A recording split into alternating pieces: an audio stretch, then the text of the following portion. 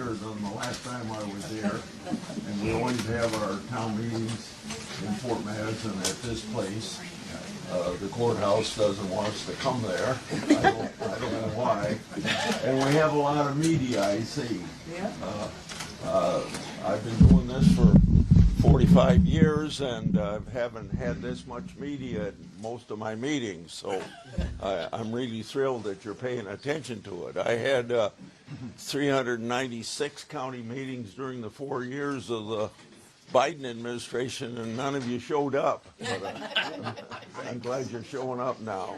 Yeah. Thank you for showing up. Yeah. I'm glad to be here. This is what it takes to.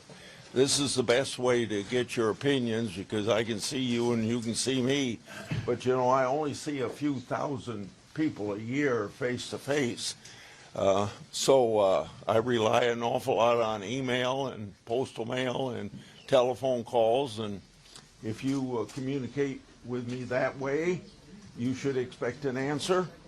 Right now, I think our number of being behind is about 35,000, because now normally, you know, during the last 4 years it was more like 3,000 or 4,000 behind, but there's a lot more interest now. So we keep track of those answers that are more than 30 days old, and that would be about 3,000 or 4,000. So normally that would be zero the last several years. So I just want to tell you, you should expect an answer and get an answer, but right now you may not get it as fast as you'd like. Let's see. Now, I learned something from the meeting we had in Hampton, that we have these big turnouts because a lot of people want to bring up things that are new because of Trump being president, and that's perfectly all right, and we're going to cover those as well. But after that meeting, I got criticized because I was just listening to the people that wanted to complain about things that Trump were doing.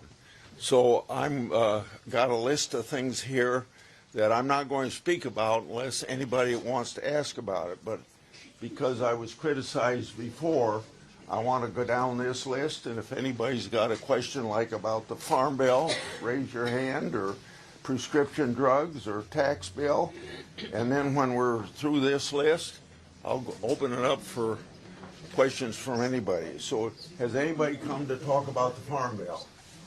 Okay, nobody wants. You I have a farm question. Go ahead. Okay, my son has cattle. Yes. And he works at a regular job, and then he has cow-calf pairs. Sure.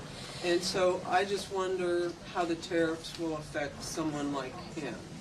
So if, market-wise, and long-term. From this standpoint, it could affect. It's too early to make a judgment if what I'm going to say will happen.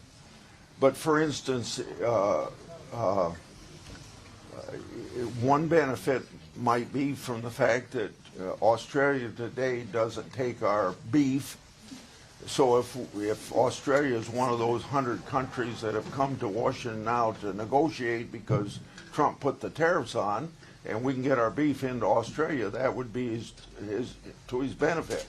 But it could also be negative from the standpoint that if people don't negotiate, because there's a lot more countries than the 100 that have so far come to the table, then we know from past years, not just under Trump, but under other presidents, that when you put something negative like a tariff on some country, they seem to retaliate against agriculture issues. Now, I think it's probably more grain than it is livestock, as an example. Okay, then prescription.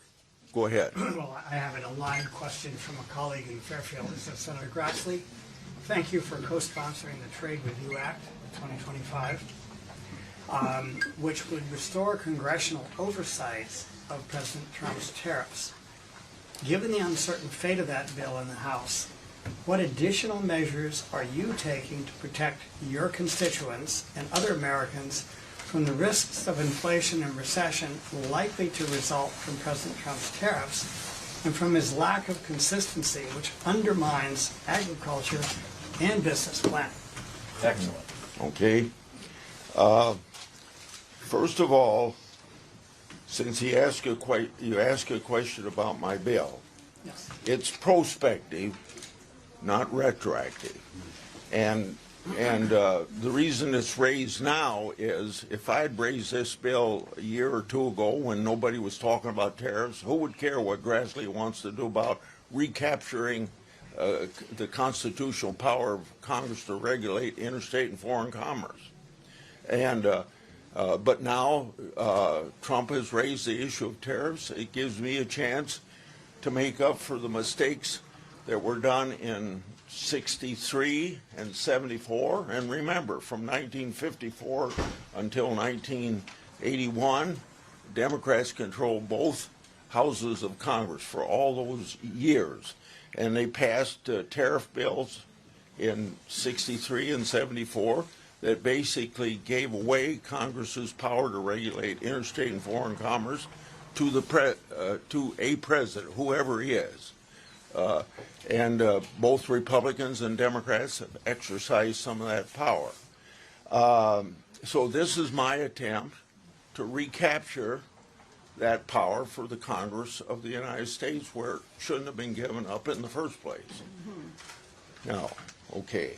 Now, anybody interested in prescription drug prices? You're going to have to use a microphone because people can't Farm hear. I'm sorry. bill? I'm sorry, people can't hear you. You don't have that's not on PA. Well, you, That's just media. well, I got to stand here? No, that's just for C-SPAN. We don't have a microphone. So they're saying they're having trouble hearing you, so just speak up. Yes. Oh, listen, thank you for saying that, and I'll try to talk louder. Thank you. Okay, maybe I better stand over here a little bit because I'm not in the middle there. Okay, prescription drugs. Okay. Yeah, why haven't you done more to get the price of all drugs down? You've introduced a lot of legislation over the years regarding medicine, but none of those bills have brought the price of meds down substantially, with the exception of the EpiPen. You're right, and you know the answer to it because it's hard to defeat the pharmaceutical company. But what we're up now on prescription drugs is this: we're taking on the pharmacy benefit managers. They're the middle people between you and the company. Nobody knows what they do, and they would argue you shouldn't know what we do because we're negotiating. But it affects the price, it affects the rebates, and it affects the formulas. And we don't know what they're doing. Benefits the insurance companies or the pharmaceutical companies or you as a consumer or the local pharmacists, which is they're a real problem for the local pharmacists.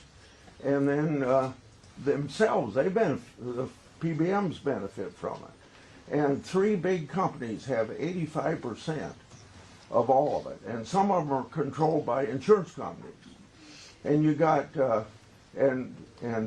we have a bipartisan bill, Cantwell of Washington and me, that got out of committee last year, and I thought there was a good chance of getting passed because Schumer called, and there's two other bills. So those two other bills and us were invited to Schumer's office to talk about moving the bill, and I thought there was good hope of getting it done. And I can't give you a reason why he didn't call it up for, but he sets the agenda of the Senate. Now we have Thune, a new Republican, new leader, and the Republican majority. So I'm hoping to get something moving now on PBMs, and I'm hoping that that Thune will bring it up because the president talked about doing something about PBM. So we ought to even have White House support. And more ridiculous, why it didn't come up in the last Congress, is between the Cantwell-Grassley bill and between the other two bills that are in, there was about 65 or 70 senators co-sponsoring one or the other. And so there's plenty of votes to get the 60 vote margin that it takes to stop debate to move a bill. By the way, I'm chairman of the Judiciary Committee, and 4 or 5 bills, I think 5 bills was 2 weeks ago, voted out of committee. Now they're not as impressive on possibly bringing drugs down like the PDM bill would, but I'll give you one example of one of the bills. It's a Klobuchar Grassley bill.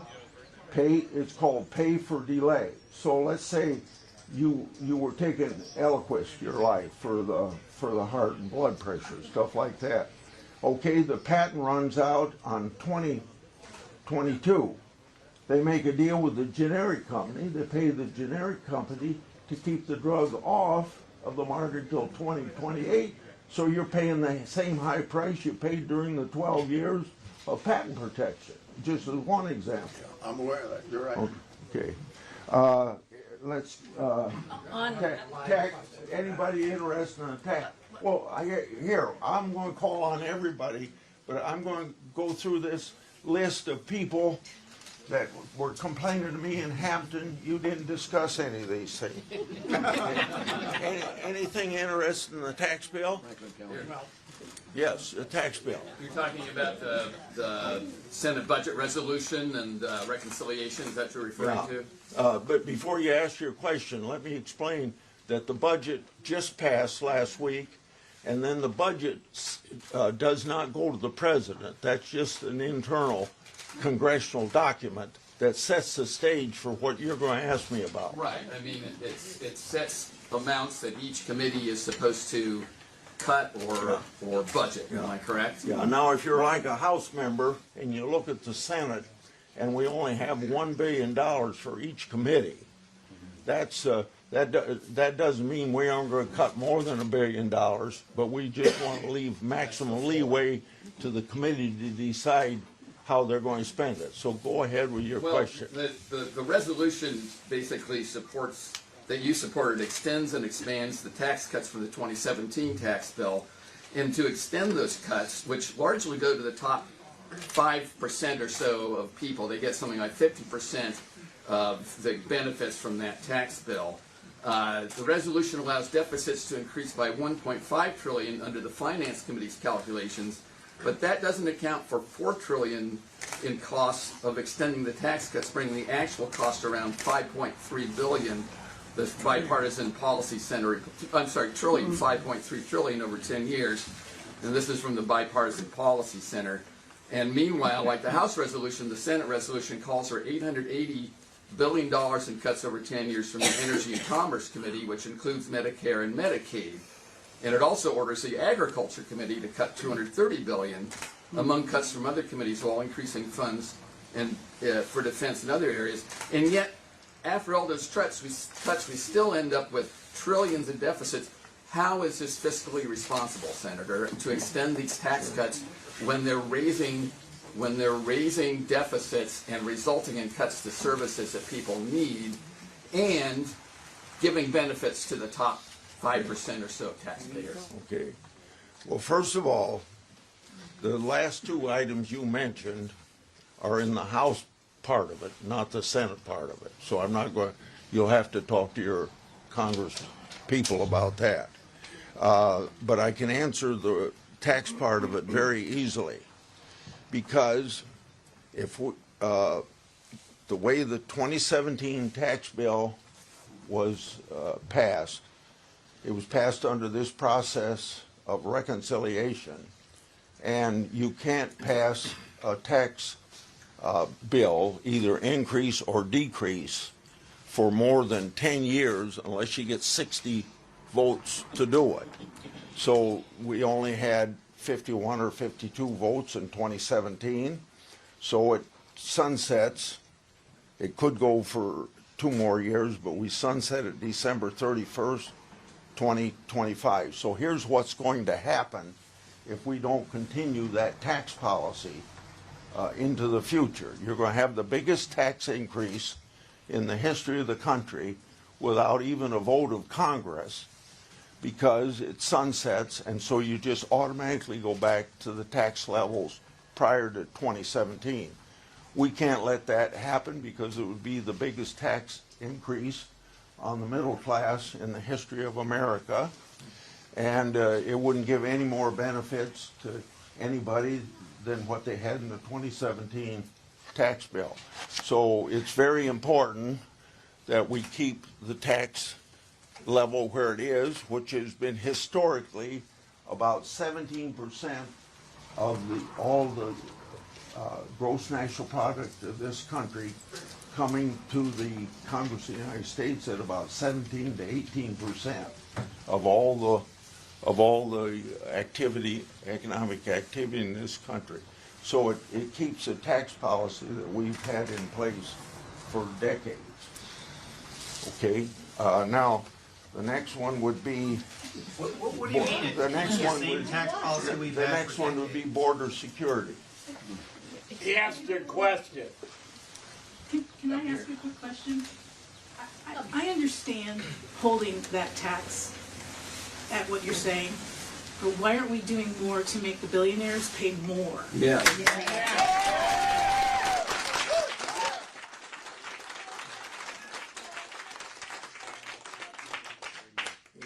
It might surprise you this. It might surprise you Mine. that the list of possibilities we have on our working sheet that the members of the Finance Committee, and I'm a member of that committee, are going to discuss is raising from 37 to 39.6 on the very group of people you talk about. Now that doesn't mean it's going to happen, but that You're means damn right. that means it's that and the rationale for it is that we can take that money and use it for increase in child tax credit. Well, So- you gotta take care of the tax loops Okay. too. Now, anybody interested in border security? If there's not, we'll go on. You're interested in border security? Yes. I'm believe very strongly in my Christian faith. I preach on Sundays, and I believe very strongly in we welcome the stranger. Because anybody, the least of these we do to Jesus. And that is what we've been taught, and that is what the gospel tells us. And I think turning away people who have come here for asylum is one of the most shameful things we are doing right now. Yep.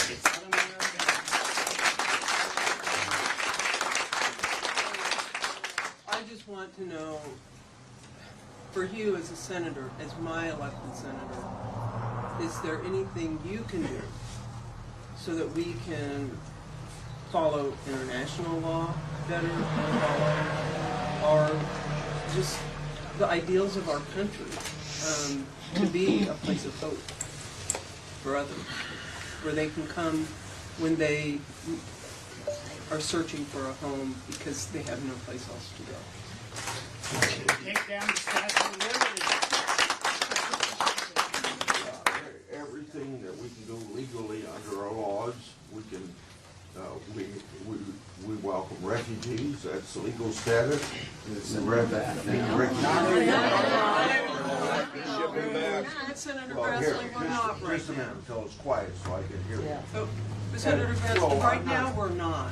I mean, right now we're not. These changes have been taking place, and that's what concerns me so much. It hurts. Yeah, Okay. so with I laws. would welcome refugees and I would welcome people that need asylum. Are you gonna bring that guy back from El Salvador? Yeah. Are you? Yeah. Why not? Well, because that's not a power of Congress.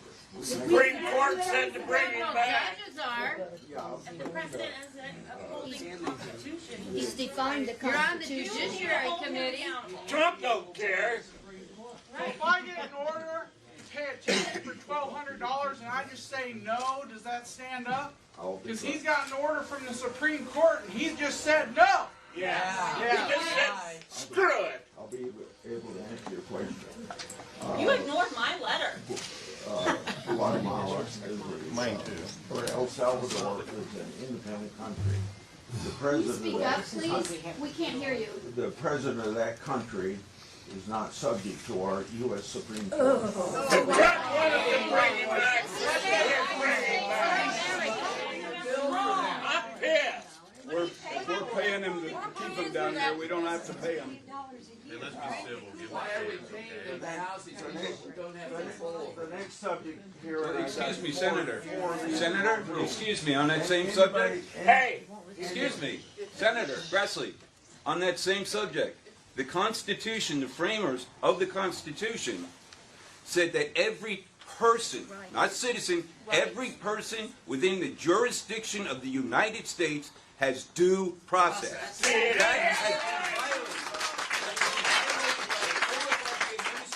And we would like to know what you, as the people, the Congress, who are supposed to rein in this dictator, what are you going to do about it? These people have been sentenced to life imprisonment in a foreign country with no due process. Our government cannot do anything. Why won't you do your job, Senator?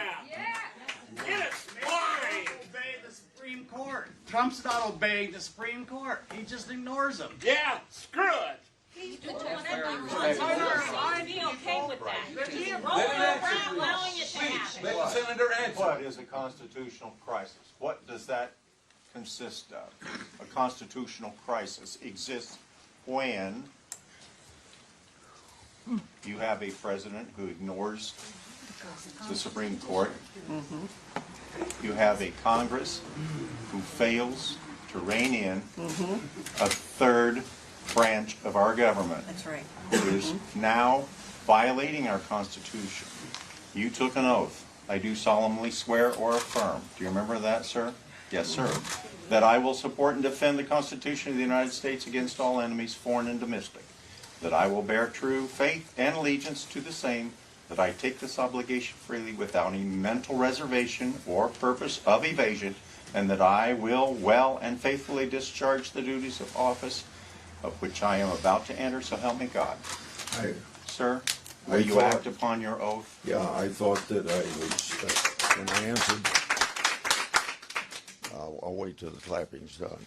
I thought when I answered this guy's question, I was doing what the Constitution requires. I'm trying to recapture the constitutional authority of Article 1, Section 8, one of the 18 powers of Congress, to regulate interstate and foreign commerce by introducing the bill, which is a bipartisan bill, Yes. to make some of the mistakes that Democratic Congresses made in 1963.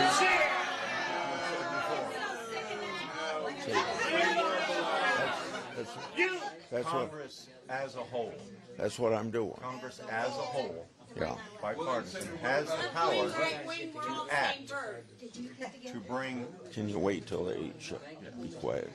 Congress as a whole, bipartisan, has the power to act to bring the executive branch to heel. Yes. Now, And they're not doing it. introducing a bill, yes, that's one thing.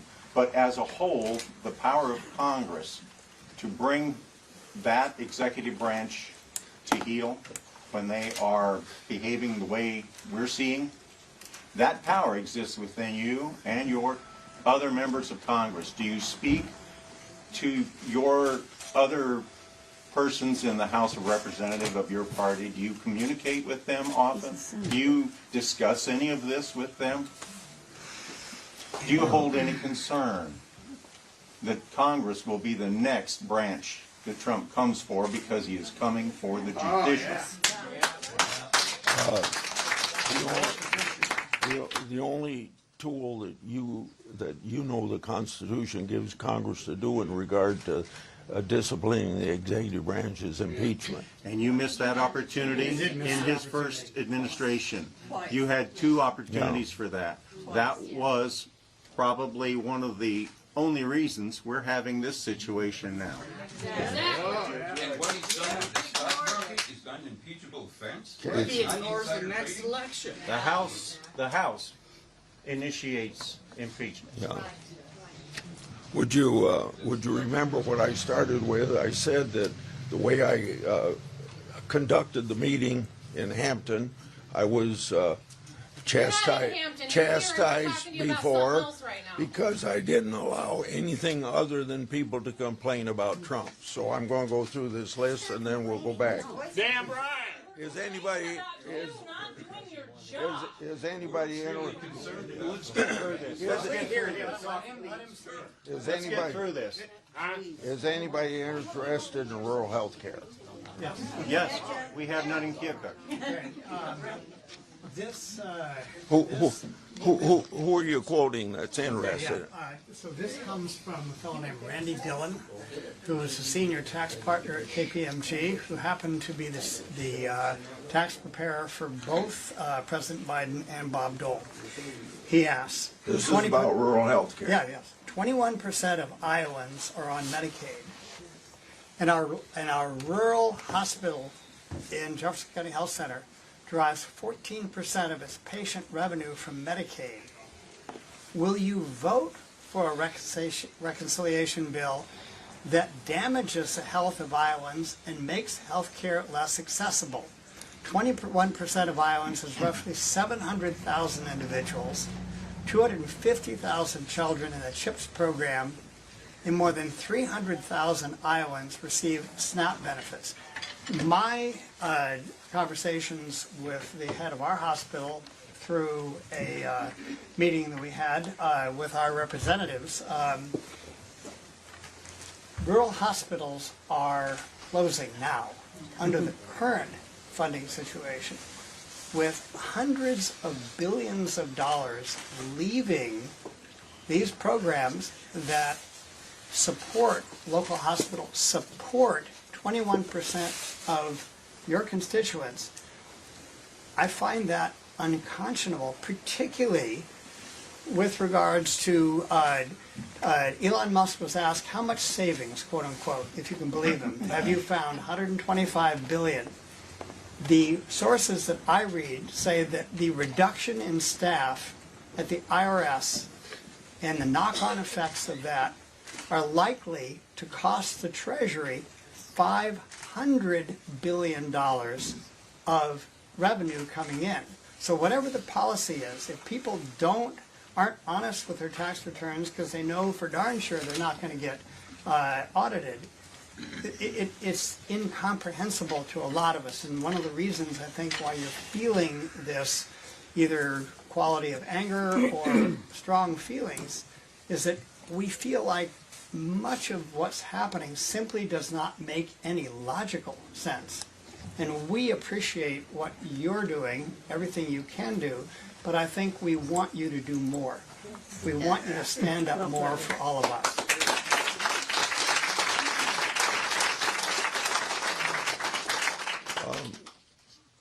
We're going to save Medicare, if there's any Medicaid, if there's any doubt about Medicaid, which was the point of his question. But also, it gives me a chance to say that we'd have a lot less rural health care if I hadn't got adopted 25 years ago, the critical access hospital program.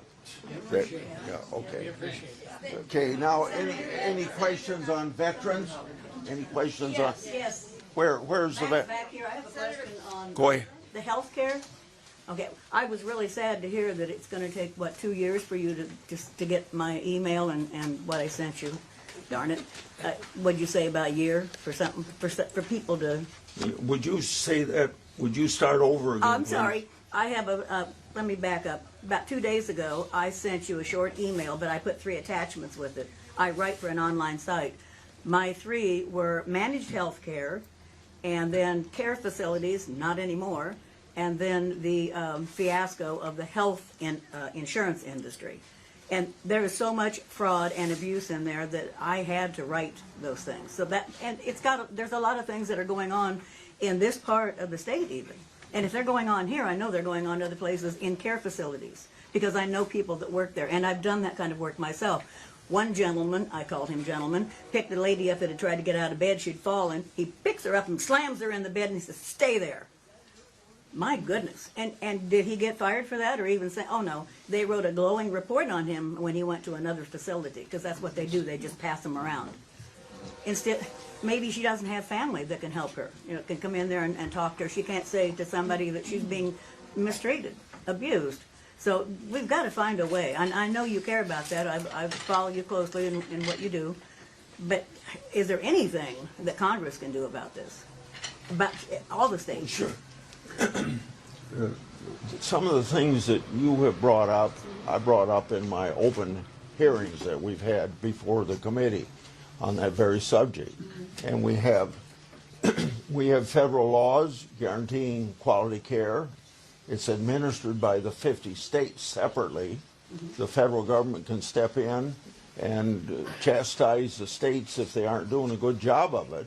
Do they get federal money, or are they privately owned? Or Most, well, a lot of them are owned by hedge funds, which is a problem that I find. Yes, I think so, because Congress is at power of the purse. People in it just to make a profit. Yes, yeah. that's all the problem. But I would guess between Medicaid and Medicare, about 70%, maybe 80% of the average nursing home comes from those federal funds.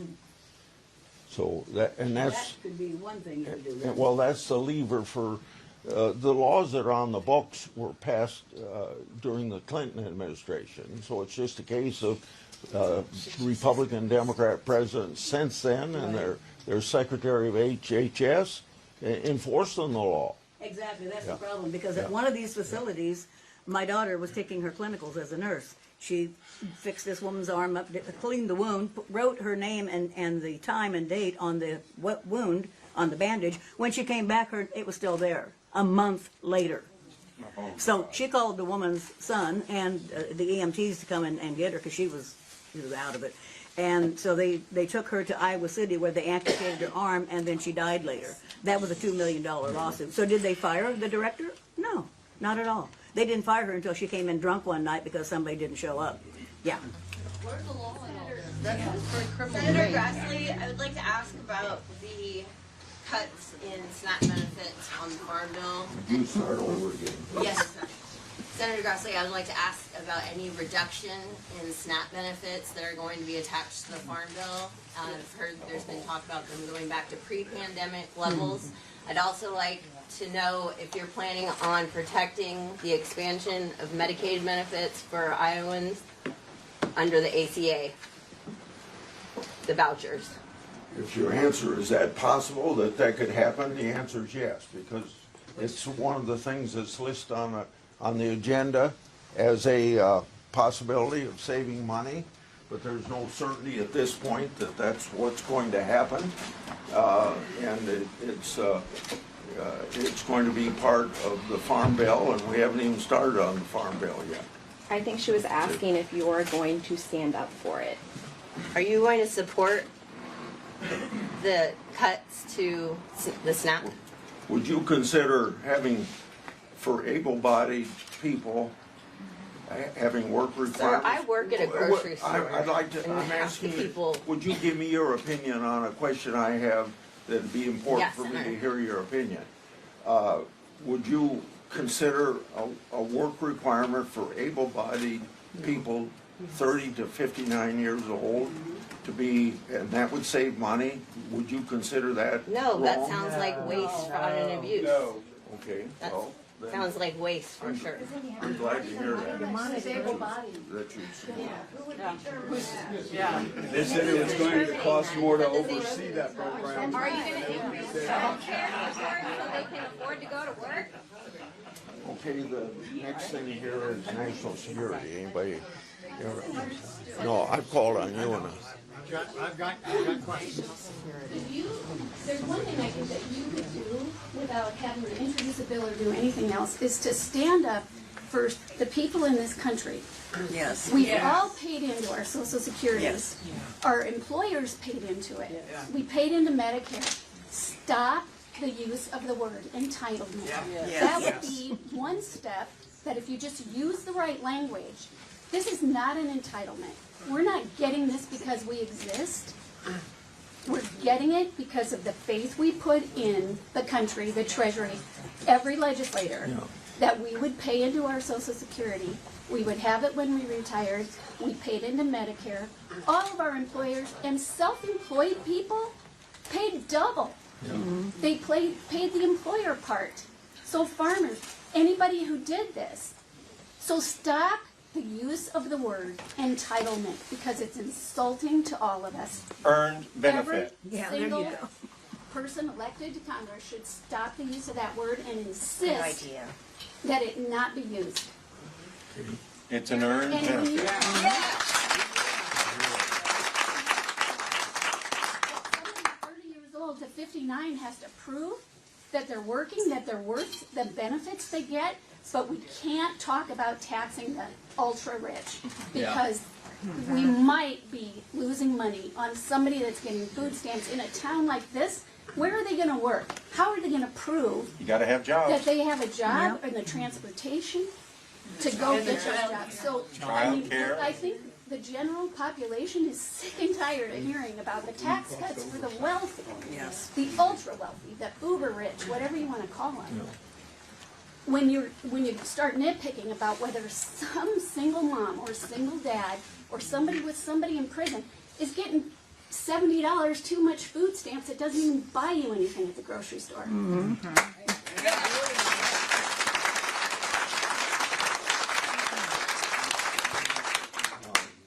If you're asking me if we're going to cut Social Security, no. And I wouldn't hope that you'd even worry about that when you have both Biden and Trump running the campaign that we're not going to cut Social Security. I asked if you could stop using the word entitlement, admit that we paid into it, and just fund it fully. And do whatever taxing you have to do at the top. Exactly.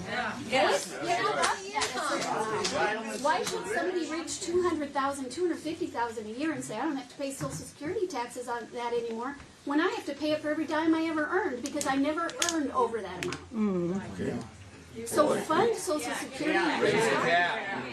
Congress needs to get rid of stick fingers out of it. Related, Senator? Stop using it as a slush She's fund. asking me to not use the word entitlement. That's a pretty good request from any constituent. Thank you. Okay. Privatize it. Take Social Security or how that works? Anybody here, I suppose if you aren't agriculture people, you wouldn't be interested in this, but biofuels, anybody interested in biofuels? Okay. I'm interested in reconciliation and solar. Okay. Now, Senator, reconciliation. now it's open for questions. Who that hasn't you've asked a question, you've asked a question. Who hasn't asked a question? Me. You haven't asked. Senator, my wife is the record keeper and the check writer and the bill payer, and she's concerned about the increased costs on credit cards. Everything seems to be jumping up, and I understand that we have a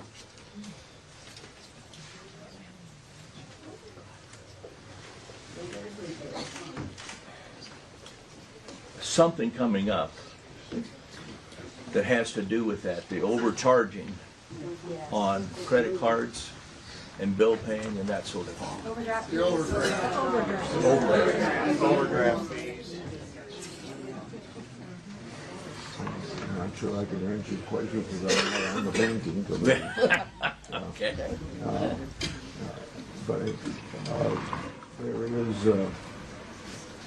there's bills in on putting a limit on credit cards. Mm-hmm. There's bills in on some of these charges that banks put on, and things of that nature. But I couldn't even give you a prospect. Has to do with bipartisan supported credit card competition act about swipe fees to reduce. Okay, so and those are the things That's more prominent. Okay. I can give you an answer on that. So the Casey's, the Hy-Vees, and stuff like that take a lot of credit cards, they want that bill passed. and the credit unions and the banks do not want to pass. Okay. And all this would basically do this. Now there's two companies that have most of the business, and this would just allow people that accept credit cards to seek 2 or 3 or 4 other places that maybe they could get it done cheaper. And but the problem with that bill moving is this, that it's not talked about very often, the banking committee's really divided on it. I don't know whether it'll get out of committee or not. Do you support it? But I'm going to wait until a bill gets out of committee because I don't have any way of knowing what it looks like before it gets out. What about the theoretically, what would you support on it? Yeah. You haven't asked the question, have you? All right, given that during the confirmation hearings, Kennedy, who is in charge of our Medicare and Medicaid, made the statement that everybody wants Medicare privatized, which is a lie. Where do you stand on this? We aren't going to privatize. You can No, stop but there. We you are not now are giving money, there's money going to go out to the people that are doing Medicare Advantage. That is privatization of Medicare. Yes. That's right. And we don't want it. Okay. And they take advantage of people all But the time. 50% of the seniors do want it because of. No, they don't want Okay, let me explain why I said 50%. 50% of the seniors are enrolled in Medicare Advantage. Because, no, that doesn't mean they want it. They got a choice. It's insurance companies that are, of course, insurance companies are then controlling you, and they'll tell you that you must call in every year because they can change the rules whatever they want to do, and they get X amount of dollars, and when your dollars are used up, you're done with their Medicare. I want it the way it is, and so do most of the people, and the SHIP people that help people get their Medicare are rightfully telling them to stay away from Medicare Advantage. It's a privatization, it's a rip-off, and we don't want it, and not 50% of the people want it. And Kennedy's saying that. If 50% of the people that are over 65 don't want it, why do they enroll in it? They don't Because have, the private insurance companies call me 3 and 4 times a day to try and sell it to you and say that they are actually Medicare calling you, and they're not. They don't want to pay Medicare Advantage has nothing to do with the federal government, is that correct? You have your hand up, sir. Iowa says if you're not, You're not gonna answer him? You're not gonna answer him? He's asked questions 3 or 4 times. I'm one of the people that don't ask questions. Yeah. I just want to know Be safe. if you're proud of voting for Trump and what he's doing in office. Are you proud of everything he's doing right now? There's no president that I've agreed with 100%. I didn't say that. I said, Yeah, are you proud that he's in there? Well, first of all, Senator Grassley, I want to thank you for coming today because Yes. our Representative Miller Meek seems to be hiding in a closet. I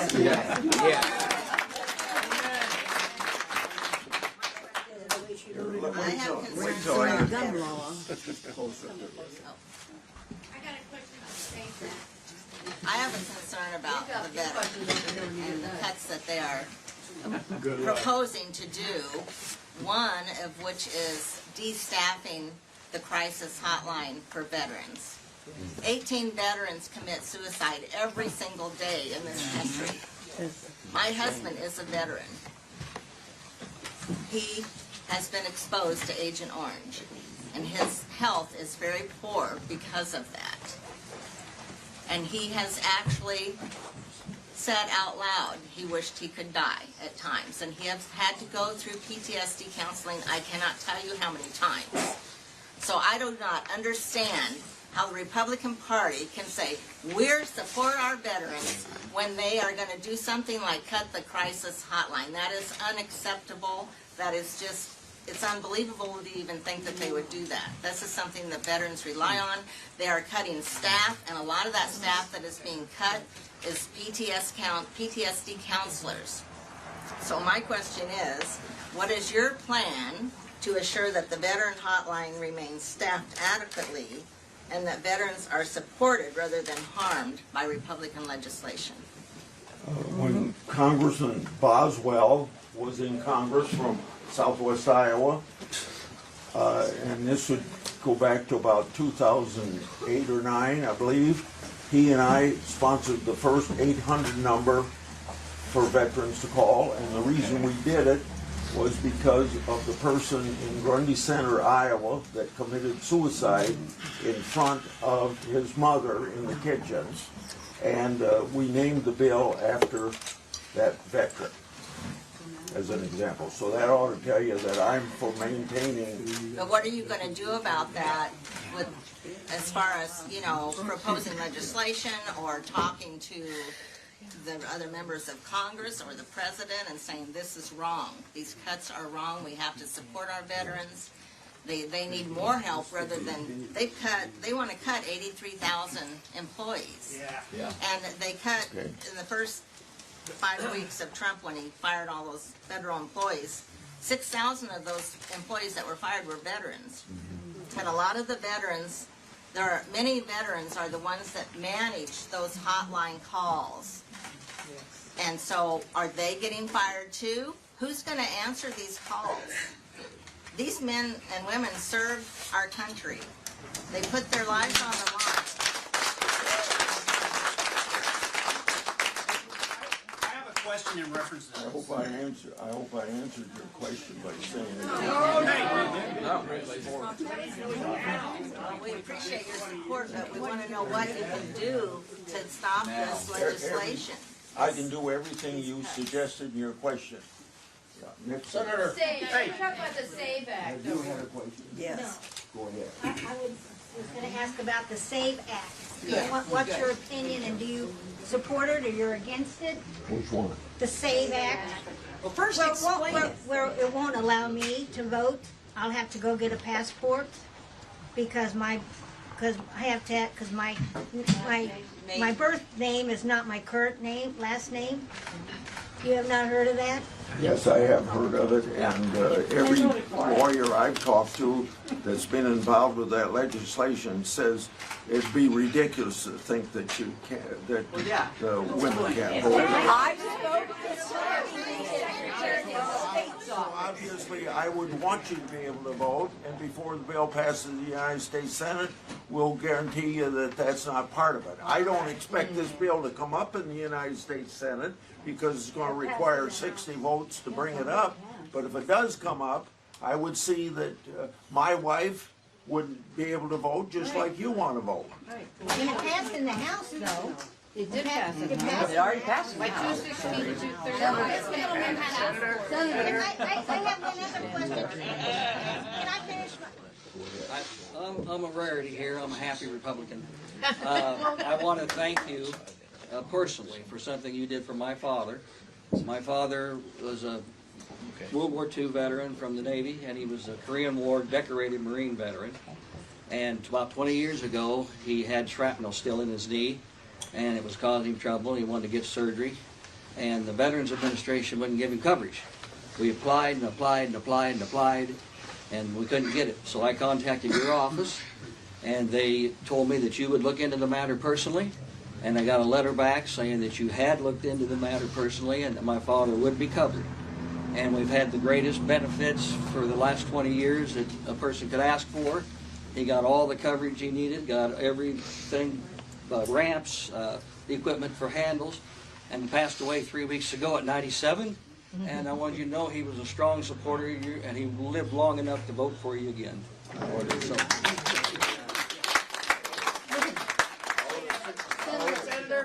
I ought to tell all of you something that would help veterans in the future. The Senate just set up a program for each senator to be able to have what we call a veteran fellow. So I have hired Clayton Brown to do that. He works out of my Des Moines office. Of course, you can go to any of my offices and get help like you got for your dad.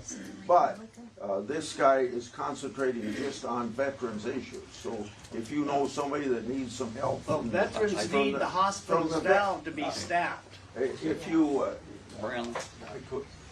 can you hear me now? Yes. Okay. Anybody that needs help from the VA, it'd be nice if you direct them to Okay, we'll do, sir. Thank you. Senator, I have emailed you and sent several messages. My name is Teresa Potter. We've got to do something about the toxic chemical drift overspray. 18 horses, dead horses. It's up to 21. Today, I live out in the country, 70-mile-per-hour wind gusts. By law, Iowa law, they're supposed to not spray over 7 miles per hour. I have got serious heart issues. Our farm dog had a huge tumor, and to lose all these horses, and I've got very few left. Why is law enforcement? They're told, law enforcement is told they're responsible. I have called Gretchen Bullock. She knows my name by heart. Everybody up there I've called, and they came down. They tested it. Tested positive. Veltamar is one of them. One of the most worst things you can have. I won't live another 5 years to talk about some of these, and all those dead horses, and to watch them die a cruel, painful death. Kidneys, liver, lung, brain. They're laying on their sides, running and bleeding. And there is laws there, but they're not being enforced. At state level, they're blaming the sheriff. And I don't feel it's his, it's not his fault. Who is responsible to enforce these laws? All they have to do is shut down spraying for a while, because we got to live too. And I understand farmers. I lived out by them forever. But this is ridiculous. 18 horses and they're still breaking the law. It is sad. I want help. I've got grandkids. You know what one farmer told me? He's got grandkids. I have a little 15-acre farm in the middle of prime farm ground. He told me there's lots of nice parks around. I've lived there 21 years by myself as a widow.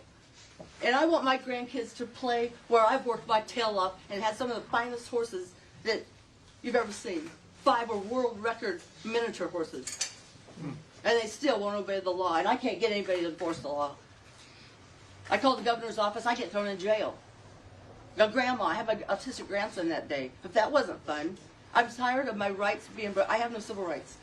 I'm scared to call the sheriff's office. I'll get arrested. And I like these guys. They're friendly. But this has got to stop. And it involves everybody, not just me. I don't think people realize what the chemicals are doing and how bad they are. And our water Yes, it's awful. And the state has tested. When the state comes down, they're not time orderly. It's a joke is what it is. And I'll tell you one thing, when Gretchen had the state investigator come down, they said it tested negative for anything. The state climatologist had another report. He pegged each farmer and he said what they sprayed, and the spraying company, they held him responsible, got slapped on the hand, no fine, no nothing. They didn't have to pay $35. It's up to my job to get a lawyer to sue them. I've been sick with my heart, and I just want us to be safe. I want this for everybody. I want everybody safe. And these chemicals are bad. So I would like something done. Put me in a safe house. I begged. I called up there just to get my horses safe. I traveled all over, and that was expensive. It took every dime I had. I've got 2 horses that went to Ames twice. So it was $5,000 each time, each horse. But they lived. Thank God. But then today they're out there with that spray going again, just going real fast. I got notified, and I asked, I said, would you please let me know before you spray so I can put the horses away and put the kids and myself. These are from chemicals that burn.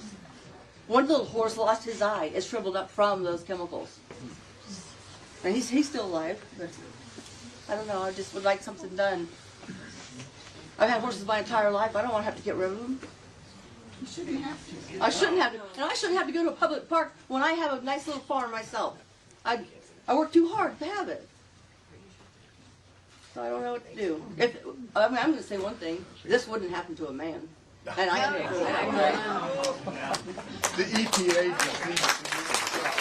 If they do, yeah. The EPA needs to do its job. Somebody needs to get But they're together. being cut. Right now, They're being cut. they're blaming the sheriff, and it's not the sheriff's responsibility. He's got enough stuff to do. They need to take over and do their job. Hey, hang Thank on. you. He's Thank you got so a much. question right here. EPA oversees the state enforcement of it. So if the state isn't doing it, the EPA can step in. Right. Will they step in? Yeah, they have. I'm gonna throw one more thing. 18 dead horses and no news media picked this up. Isn't that a little odd? It was all shut up. I have. One of them figured out. He knows your name. Come on out. I'll tell you the whole rest of the story. Veteran right here. There's a veteran. Senator Grassley, thank you for taking the time to come to Southeast Iowa today. One of the very few Republicans apparently in the room here. Listen, I know your roots in Iowa run deep, and I'm proud to be from a state that values justice, common sense, and the Constitution. But today I'm here to talk about something happening just across the border in Wisconsin. Something that should concern every American who believes in due process, free speech, and the Second Amendment. Matthew Hoover, a husband, a father, and a YouTuber known as CRS Firearms, was sentenced to 5 years in federal prison, not for building or selling a machine gun, but for talking about a piece of metal with a design on it. Let me be clear. He didn't manufacture a weapon. He didn't sell a functioning part. He didn't incite violence. He shared a drawing on a YouTube channel. Let me repeat that. He shared a drawing on a YouTube channel, and he got 5 years in federal prison. The item, an auto key card, is a novelty. A protest item, it's not functional. You cannot use it as a weapon unless you intentionally modify it. And even then, it's been proven unreliable and ineffective. Honestly, it just doesn't work, and the ATF tested the hell out of it to prove it didn't work. They put him in prison anyway. But the ATF and the Biden DOJ didn't care. They made an example out of him. They didn't prosecute a crime. They prosecuted a man who criticized them. And because he dared to use his platform to speak out, he's now in federal prison, separated from his wife and children. Senator, we've seen this movie before. Vague laws weaponized by unelected bureaucrats to target political dissent. We've seen what happens when agencies like the ATF are allowed to reinterpret the law on a whim. Senator Grassley, you've always stood up for the Constitution, gun owners' rights, and most importantly, due process. But this case isn't just about policy, it's about precedent. If a man can go to prison for sharing a drawing, where does it stop? What happens when any of us... What happens when any of us say something the government doesn't like? I was in jail one day. This isn't justice, it's retribution. And the damage it's done to Mr. Hoover's family, to his wife and his children, is something the Constitution was written to prevent. Senator, I am not here asking for curiosity. I don't want you to ask questions about it. I'm not asking you to even look into it. I'm asking you to use your influence, work with the president and his administration, and get this man out of prison. Well, let's get a lot of people out of prison. Let's get a lot of examples. And you made an example of him. What about women having been made examples of all kinds? This is your moment. Question back here. I'm almost done. This is your moment to take a stand. Not just to question what happened, but to demand that it be made right. Matt Hoover does not belong in prison. If this case is allowed to stand, we're all one step closer to a country where dissent is criminal. Amen. You know that? And you can thank Trump. We're living it now. We got people in El Salvador. And where speech is punished. I'd ask you to use your voice and your reputation to demand justice for Matt Hoover, CRS Firearms, as he was known on YouTube, before he was sentenced to 5 years for sharing a drawing. The country needs it, his children need it, and the Constitution demands it. Thank you for your time, Senator.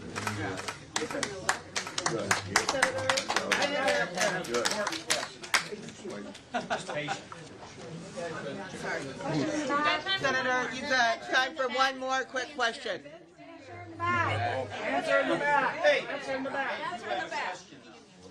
Before I ask my question, just understand the importance of at least my you of the importance of asking this question, because I've asked your office this question, and I've gotten a response, but I didn't actually get an answer.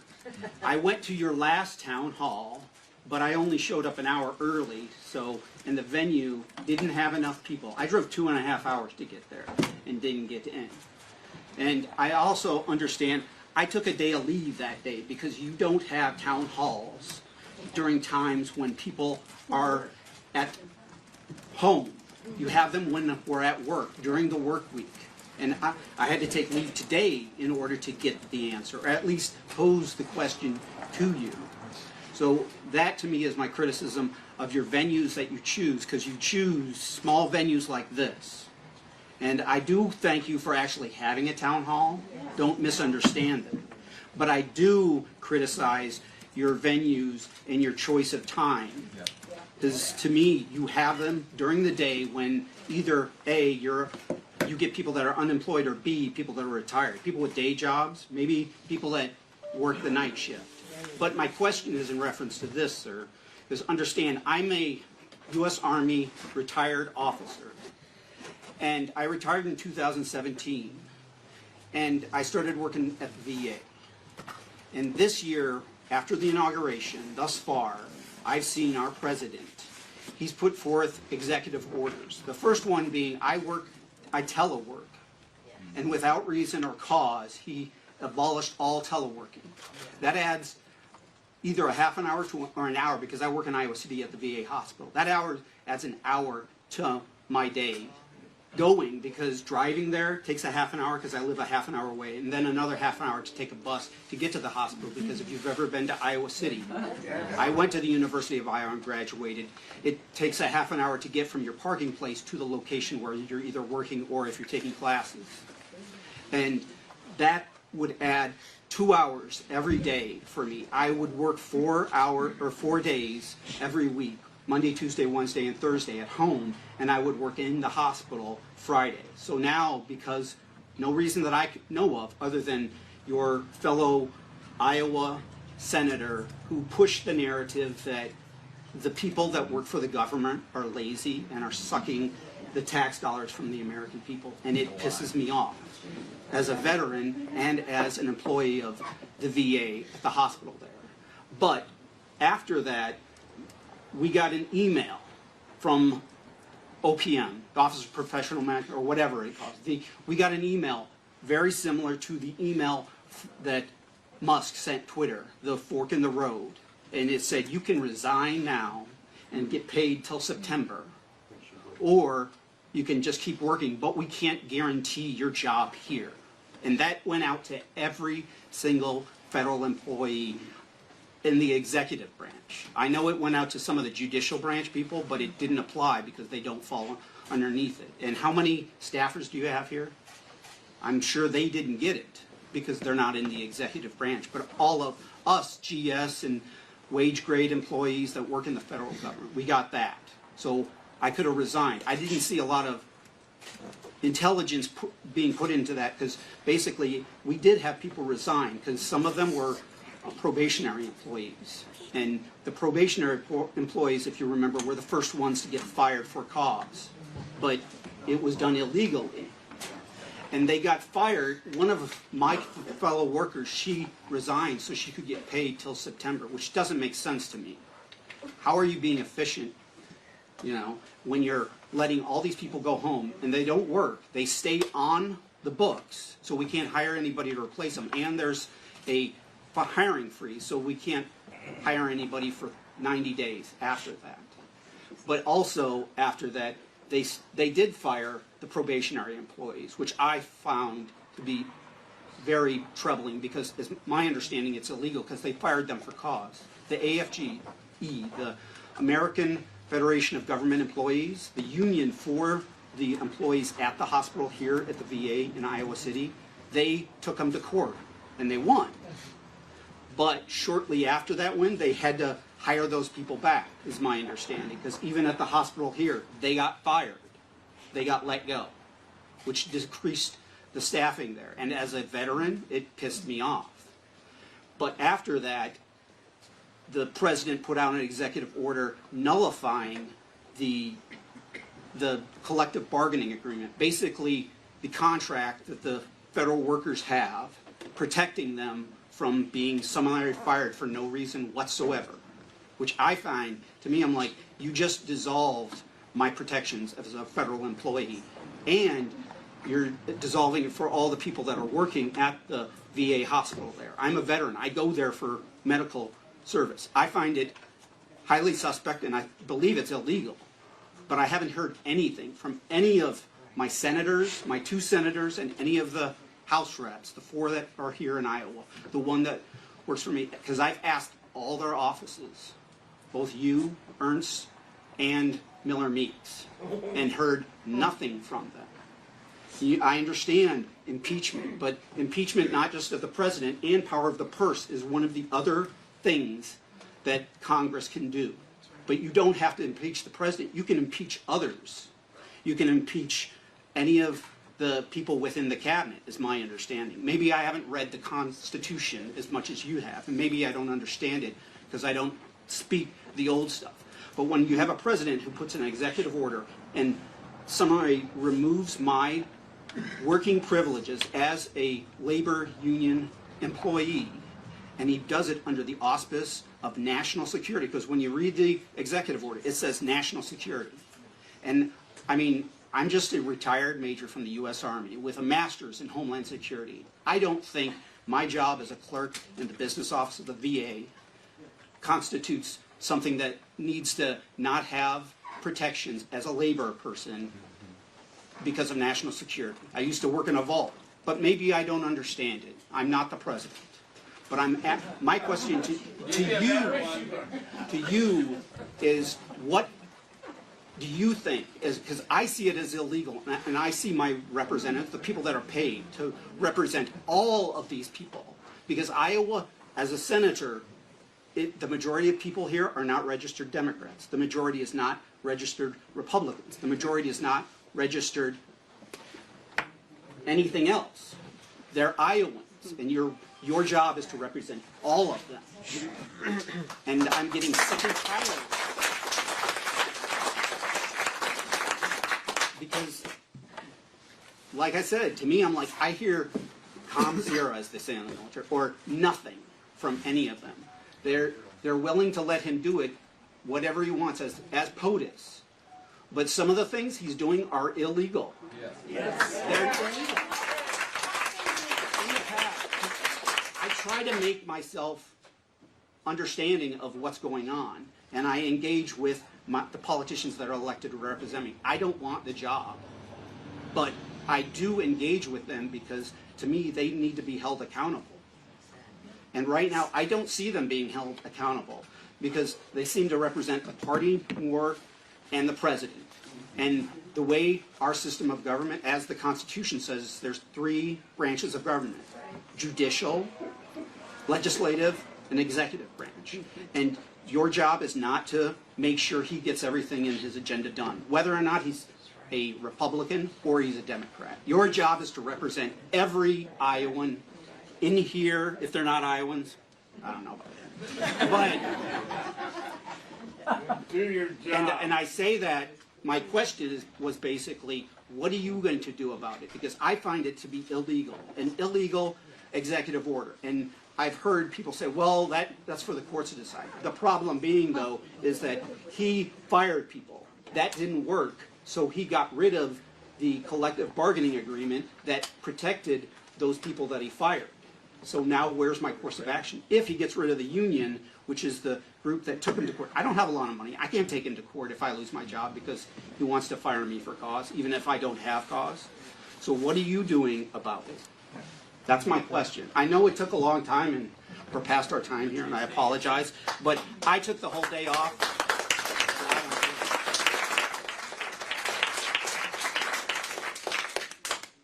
I'm going to answer your question, and then I want to answer this criticism you gave about how I hold these meetings. I don't need an answer on that because I've complained about it before. I've complained about it to all my representatives, and that's how they do business.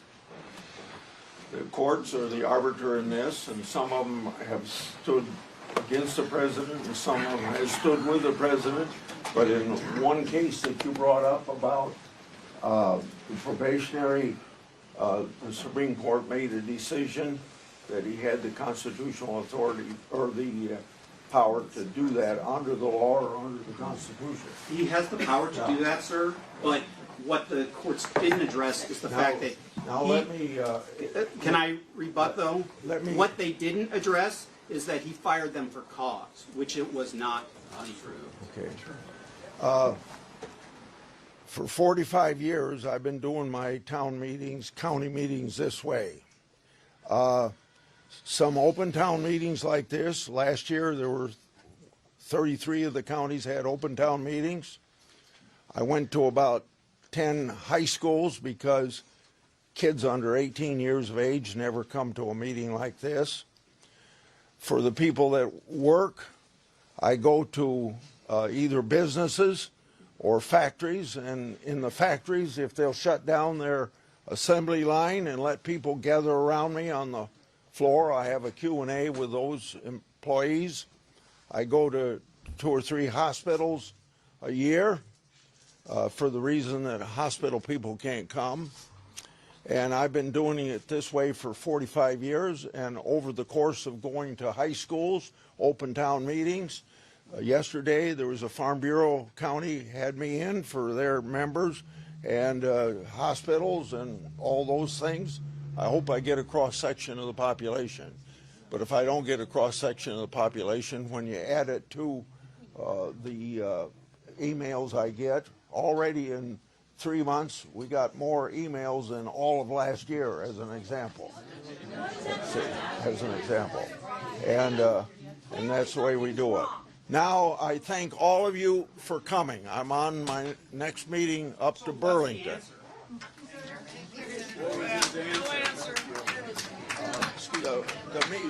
You and the media are going to come back here.